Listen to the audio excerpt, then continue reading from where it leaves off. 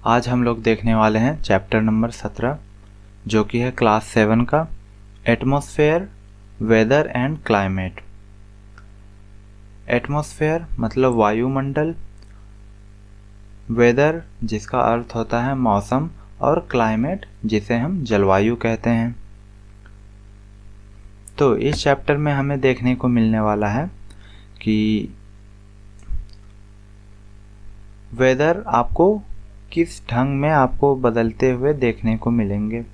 जैसे हम अक्सर देखते हैं कि सूर्य प्रातःकाल अचानक बादलगत शाम में बदल जाता है और फिर बारिश होती है।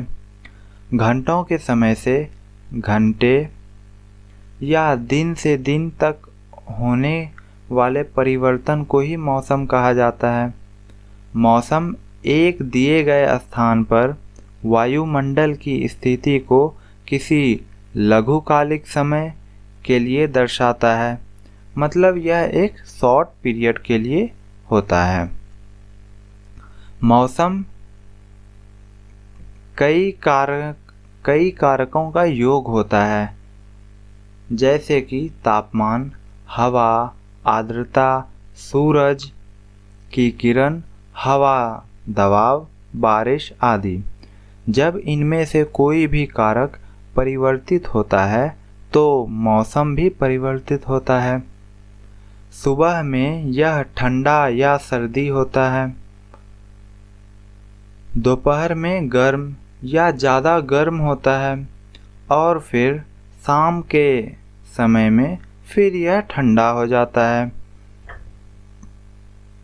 मौसम समय समय पर परिवर्तन करता रहता है।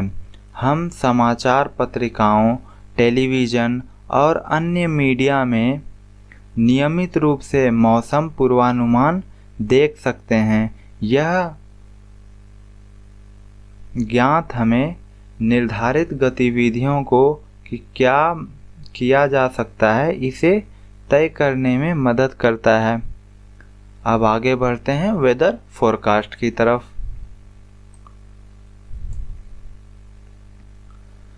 वेदर फोरकास्ट जिसका मतलब होता है मौसम का पूर्वानुमान।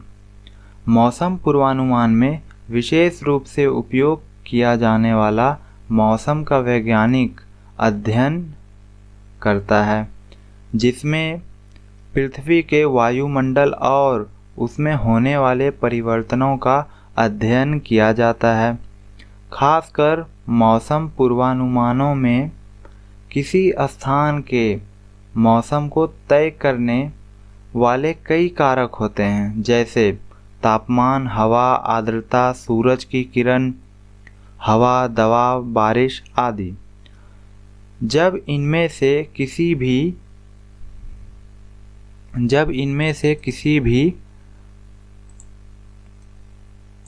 रुको अभी किधर चला गया। जब इनमें से किसी भी में परिवर्तन होता है तो मौसम में परिवर्तन होता है। एक मौसम वैज्ञानिक इनमें से किसी भी कारक में होने वाले किसी भी परिवर्तन का पता रखता है और उसके अध्ययन के आधार पर मौसम का पूर्वानुमान करता है। इन कारकों की विविधता काफ़ी अधिक होती है, जिसके कारण मौसम पूर्वानुमान अक्सर हमें गलत देखने को मिलता है। आगे बढ़ते हैं अब क्लाइमेट की तरफ। तो अब जलवायु को देखते हैं। जब एक महत्वपूर्ण घटना होनी है तो लोग अक्सर जलवायु का ध्यान देते हैं।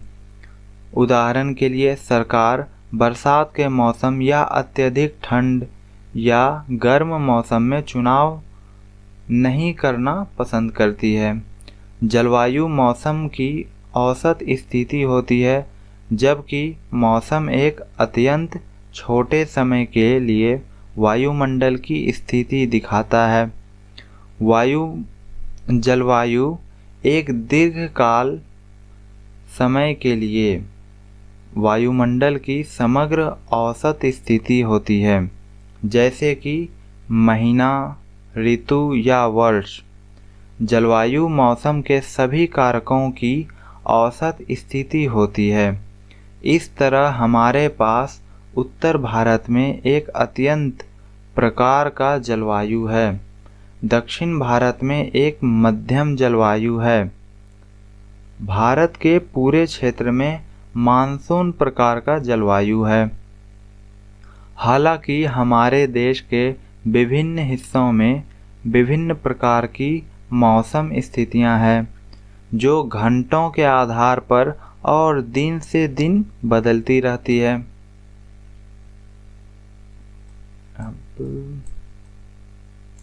अब आगे बढ़ते हैं टेम्परेचर की ओर। टेम्परेचर का अर्थ होता है तापमान। तो तापमान मौसम का महत्वपूर्ण कारक हमें बताता है कि किसी स्थान की गर्मी या ठंड कितनी है। इसलिए यह गर्मी का माप होता है। यह बदलता रहता है और मौसम में परिवर्तन का कारण बनता है। तापमान मौसम से मौसम के लिए वर्षा से वर्षा, दिन से दिन और घंटे से घंटे में बदलते रहता है। रात का तापमान दिन के तापमान से ठंडा होता है, क्योंकि सूर्य से आने वाली ऊर्जा रात को उपस्थित नहीं होती है।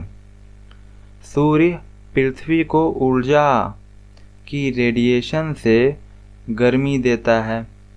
इस गर्मी को सोलार रेडिएशन कहा जाता है। पृथ्वी की सतह द्वारा यह समझा जा सकता है कि सूर्य की ऊर्जा की छोटी सी भाग ही प्राप्त होती है। यह गर्मी वायुमंडल को नहीं गर्म करती है।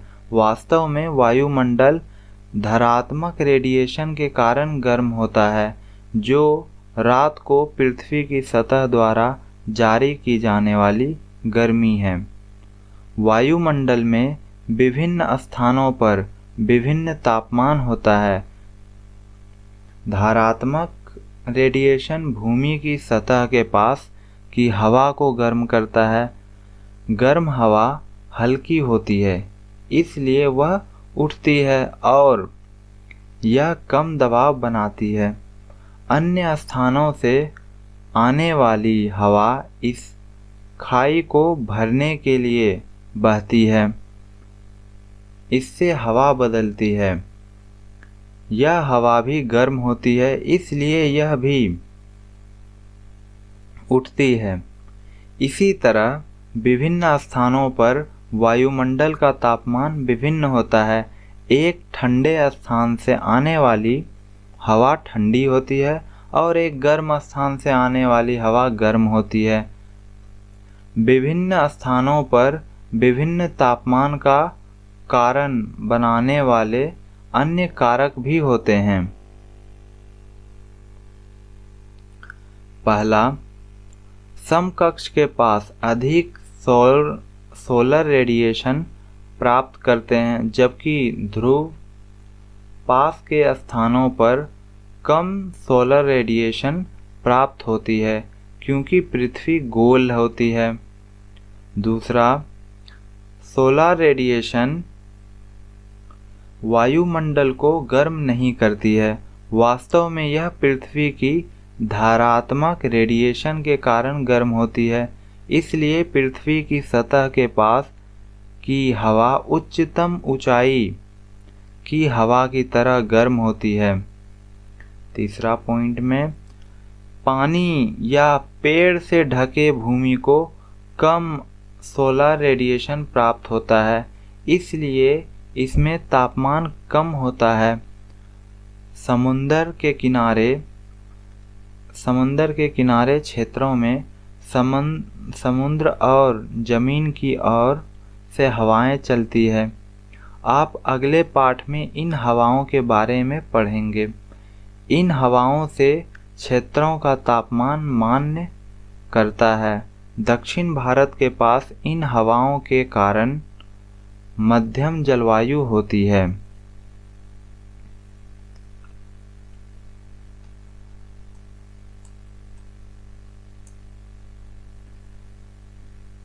इसके बाद आपको देखने को मिलता है कि पृथ्वी में हम 3 प्रकार के हॉट हीट जोन्स को 3 भाग में बांटते हैं। पहला है टॉरॉइड जोन, दूसरा है टेम्परेचर जोन और तीसरा है फ्रीज जोन। अब देखते हैं तापमान मापन यानी मेजरिंग टेम्परेचर। तो कहा जा रहा है तापमान मापन के लिए एक थर्मामीटर, जिसे हम तापमान मापने के लिए उपयोग में लेते हैं। जब आप बीमार होते हैं तो डॉक्टर आपके जीभ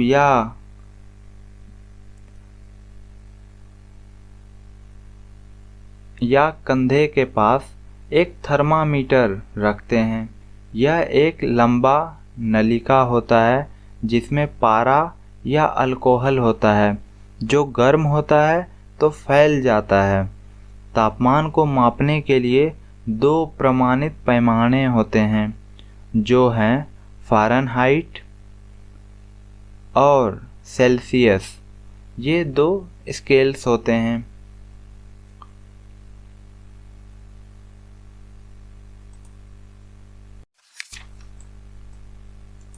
जिसे कि हम यहाँ देख सकते हैं।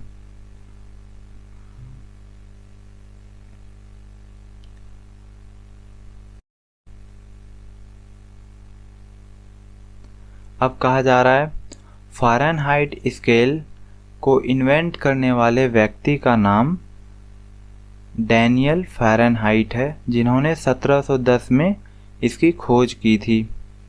और दूसरे जो व्यक्ति हैं जिन्होंने सेल्सियस की खोज की थी, उनका नाम है एंडर सेल्सियस, जिन्होंने 1742 ईस्वी में सेल्सियस स्केल की खोज की थी।